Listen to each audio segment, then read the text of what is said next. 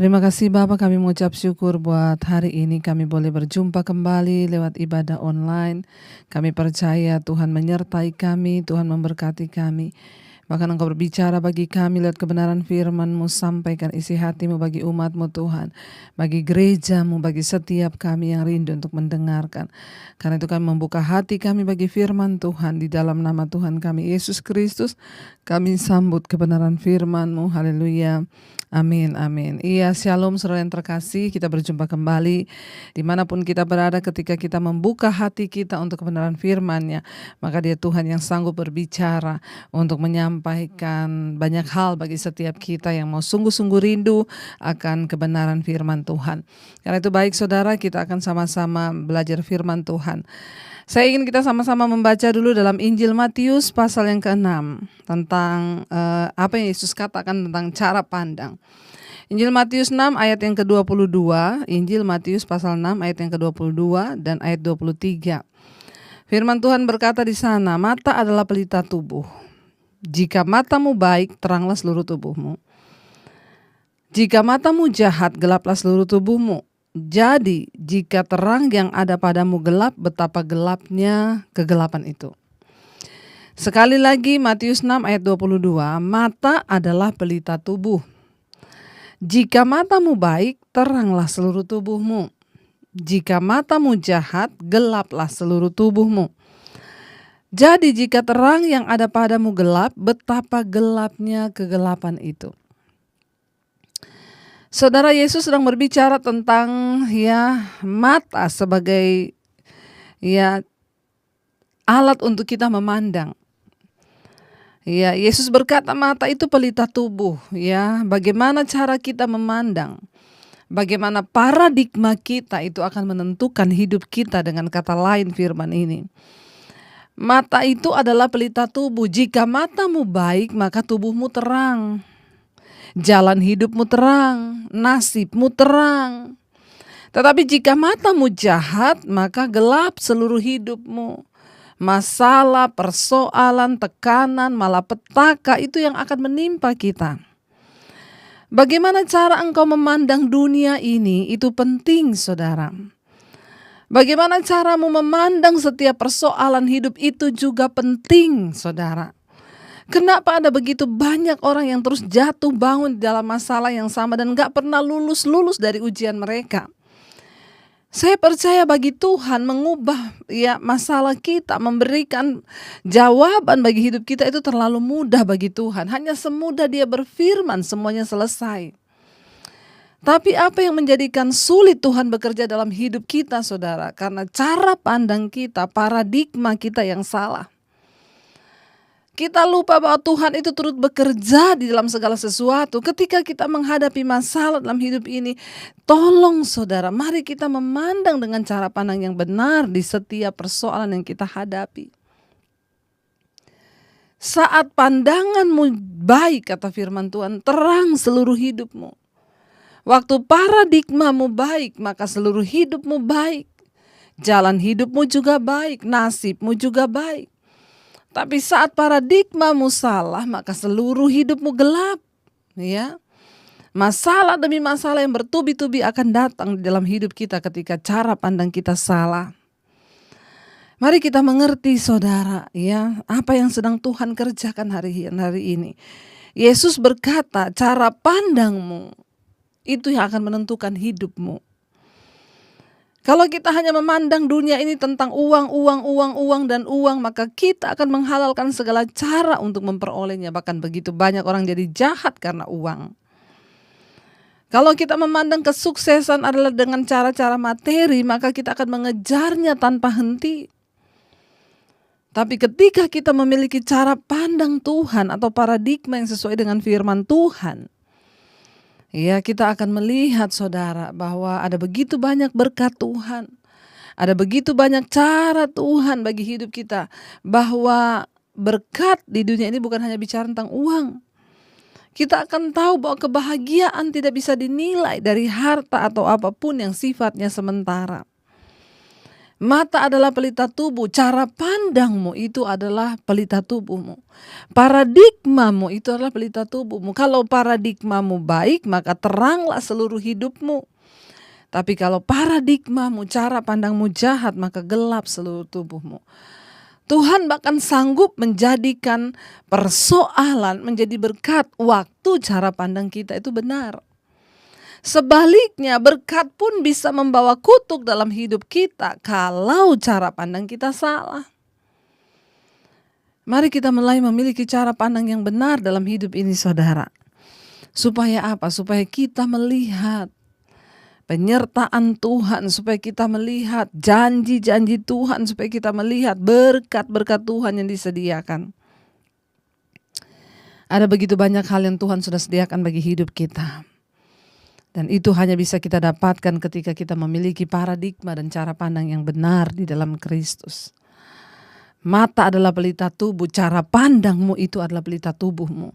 Waktu paradigmamu, cara pandangmu itu baik, maka terang seluruh hidupmu, saudara. Ketika seseorang memiliki cara pandang yang benar, misalnya di dalam hal menentukan kehidupan, menentukan jodoh. Waktu cara pandangmu benar, ya engkau akan melihat kebahagiaan. Tetapi waktu cara pandangmu salah, bubar semuanya. Ketika terjadi perdebatan di dalam rumah tangga, kita selalu memandang dengan cara yang salah. Perdebatan ini berarti kita nggak cocok. Kita lupa bahwa perdebatan itu justru membawa kita bisa menemukan ya, apa kelemahan kita masing-masing, dan ketika kita mencoba memperbaikinya, kita akan menjadi semakin kuat. Tapi banyak orang kalah karena mereka memandang itu sebagai sesuatu yang ya sudahlah, nggak ada jalan keluar. Ya, kenapa? Karena cara pandang kita yang salah. Saya sudah tidak cocok ternyata dengan dia. Kita tidak melihat bahwa Tuhan turut bekerja dalam segala hal untuk kebaikan kita, saudara. Saya ingin kita melihat sebuah contoh di dalam firman Tuhan tentang kisah seorang paman dan keponakannya, saudara. Ya, dalam Kejadian pasal yang ke-13, bagaimana Abram dan Lot ya itu akhirnya berpisah, saudara. Di dalam Kejadian 13 firman Tuhan berkata, ayat yang pertama, maka pergilah Abram dari Mesir ke tanah Negeb dengan istrinya dan segala kepunyaannya, dan Lot pun bersama-sama dengan dia. Ayat 2, adapun Abram sangat kaya, banyak ternak, perak, dan emasnya. Ayat 3, ia berjalan dari tempat persinggahan ke tempat persinggahan, dari tanah Negeb sampai dekat Betel, di mana kemahnya mula-mula berdiri antara Betel dan Ai. Ayat 4, ke tempat mezbah yang dibuatnya dahulu di sana, disitulah Abram memanggil nama Tuhan. Ayat yang kelima, juga Lot yang ikut bersama-sama dengan Abram mempunyai domba dan lembu dan kemah. Ayat 6, tetapi negeri itu tidak cukup luas bagi mereka untuk diam bersama-sama, sebab harta milik mereka amat banyak sehingga mereka tidak dapat diam bersama-sama lagi. Ayat yang ketujuh, karena itu terjadilah perkelahian antara gembala Abram dan gembala Lot.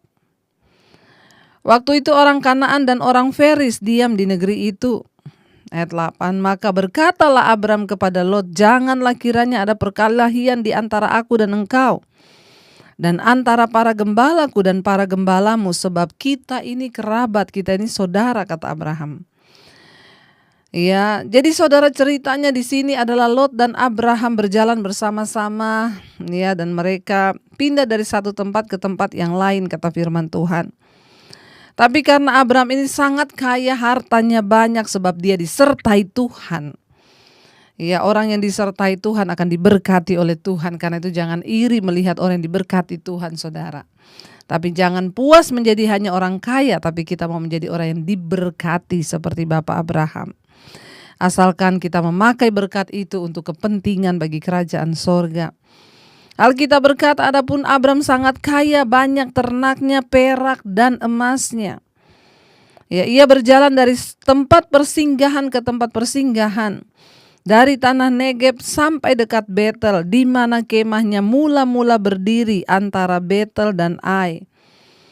Ya, dikatakan di sana ke tempat mezbah yang dibuatnya dahulu di sana, disitulah Abram memanggil nama Tuhan. Jadi Abraham ini sudah berjalan dari satu tempat ke tempat yang lain ketika dia hendak mencari tempat untuk dia menetap. Lalu Alkitab berkata akhirnya dia sampai ke salah satu tempat di dekat Betel, ya di mana kemahnya mula-mula berdiri di Betel. Kita tahu bersama Betel adalah tempat ya di mana Tuhan hadir ketika Abram pertama kali mendirikan mezbah. Kenapa Abram memandang tempat itu baik, saudara? Perhatikan paradigma, cara pandang Abraham. Dia tidak melihat tempat yang ya karena itu mungkin ya tanahnya subur atau apapun, tetapi dia melihat kenapa dia memilih tempat itu. Karena di sana pertama kali dia dulu pernah mendirikan mezbah mula-mula di dekat Betel itu. Di antara Betel dan Ai. Kenapa dia memilih tinggal di situ? Kenapa dia menentukan ya menetap di sana? Paradigmanya itu seperti apa? Satu-satunya alasan sebab dia pernah mencari Tuhan di situ. Dia pernah memanggil nama Tuhan di situ. Dan Tuhan hadir di situ, saudara. Itu yang membuat Abram menetap di tempat itu. Ya, paradigmanya yang tepat ya, memilih satu tempat karena satu-satunya alasan adalah ada Tuhan di situ. Sehingga ya karena Abram itu sangat kaya, peternaknya banyak, juga Lot bersama-sama dengan dia, lalu terjadilah persaingan antara peternaknya Abram dengan peternaknya Lot. Dan Alkitab berkata mereka berkelahi walaupun mereka bersama-sama. Negeri itu sudah tidak cukup luas lagi bagi mereka untuk diam bersama-sama sebab harta milik mereka banyak. Ya, ayat yang ke-7, akhirnya terjadi perkelahian di antara gembala-gembala mereka. Maka Abram berkata kepada Lot, janganlah kiranya ada perkelahian antara aku dan kamu, karena kita ini keluarga, kita ini saudara. Ya, sebagai saudara jangan ada perkelahian, saudara, karena Tuhan tidak berkenan. Abram tahu akan hal itu. Kalau ada perkelahian maka berkat Tuhan akan terhalang. Kalau ada perkelahian maka itu akan menjadi penyebab, saudara, ya dari kehancuran usahanya, dari kehancuran segala-galanya. Pertikaian, pertengkaran itu membawa kutuk dalam hidup manusia. Jangan suka-suka bertengkar, jangan suka-suka berantem. Apalagi suami istri, saudara bersaudara. Ya, Lot berkata kepada Abram, ya jangan ada pertengkaran. Abram berkata kepada Lot, maaf, jangan ada pertengkaran karena kita ini saudara. Yang sadar duluan itu Abram loh. Dia bilang kepada Lot begitu. Ayat yang ke-9, Abram berkata, bukankah seluruh negeri ini terbuka untuk engkau? Baiklah, pisahkanlah dirimu daripadaku. Jika engkau ke kiri, maka aku ke kanan. Jika engkau ke kanan, maka aku akan ke kiri, kata Abram. Lalu Lot melayangkan pandangnya dan dilihatnya bahwa seluruh lembah Yordan banyak airnya. Seperti taman Tuhan, seperti tanah Mesir sampai ke Zoar. Hal itu terjadi sebelum Tuhan memusnahkan Sodom dan Gomora. Sebab itu Lot memilih baginya seluruh lembah Yordan itu. Lalu ia berangkat ke sebelah timur dan mereka berpisah. Abram menetap di Kanaan, di tanah Kanaan, tetapi Lot menetap di lembah-lembah Yordan dan berkemah di dekat Sodom. Saudara, kita melihat di sini cara pandang dari Lot ini berbeda, saudara. Lot ini paradigmanya hanya melihat ya tanah yang subur, penuh dengan air, dan dia sudah membayangkan akan kemakmuran di depannya dia. Ya, tanpa berpikir panjang dia melihat sesuatu yang enak di depannya. Saudara ingat, yang enak belum tentu baik, yang baik belum tentu benar, tetapi yang benar itu sudah pasti yang terbaik. Yang enak belum tentu baik, yang baik belum tentu benar, tetapi yang benar itu sudah pasti yang terbaik. Lot hanya melihat betapa banyak airnya, subur tanahnya, dan dia sudah memiliki sebuah paradigma pandangan bahwa ya itu yang terbaik, itu akan membawa dia kepada sesuatu yang lebih baik ke depan nanti.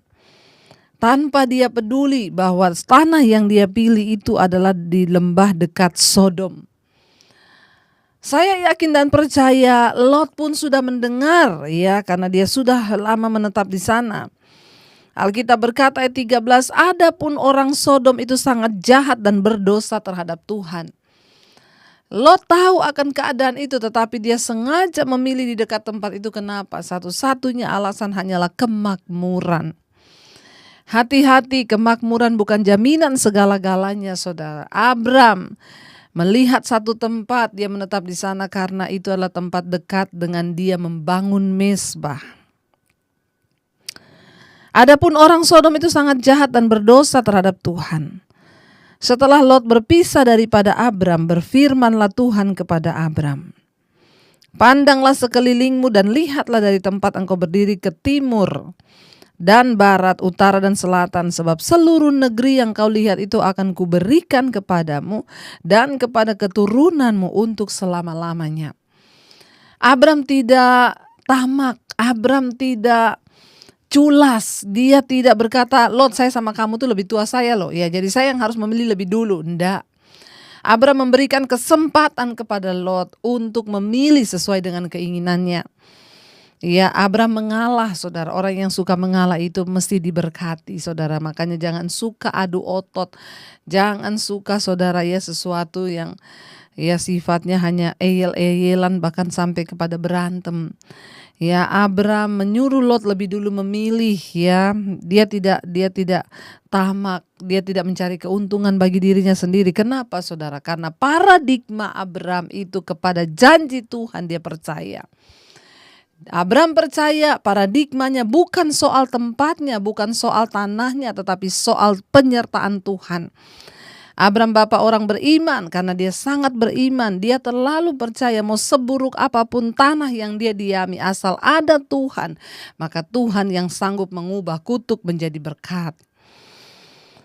Saudara, ya, Lot memilih tempat yang enak.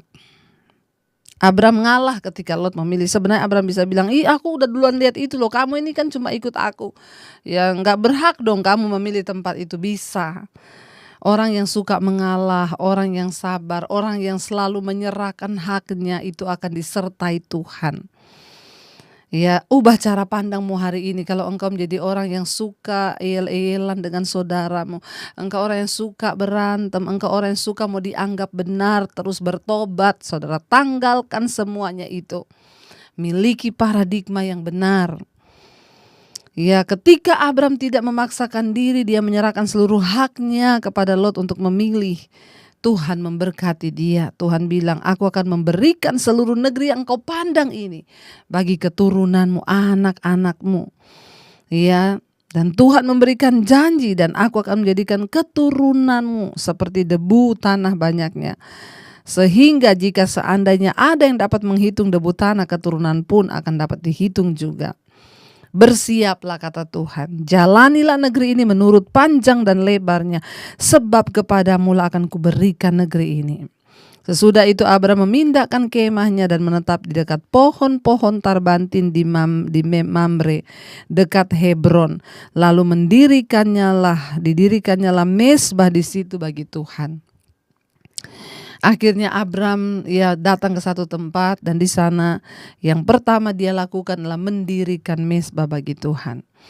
Saudara, Abram memiliki paradigma yang berbeda dengan Lot. Kita tahu bersama pada akhirnya Lot terjadi kehancuran dalam kehidupannya karena dia memilih tempat. Paradigmanya yang salah, hanya melihat tanah yang subur dekat Sodom, ternyata membawa kehancuran bagi keluarganya. Kita tahu bersama Sodom dan Gomora dihukum oleh Tuhan. Lot kehilangan istrinya, saudara. Mari saudara, ketika kita memiliki cara pandang yang benar, mari kita memandang hidup ini dengan caranya Tuhan. Mari kita memandang setiap masalah kita dengan caranya Tuhan. Kita percaya bahwa Dia Tuhan yang turut bekerja dalam segala keadaan untuk mendatangkan kebaikan bagi kita.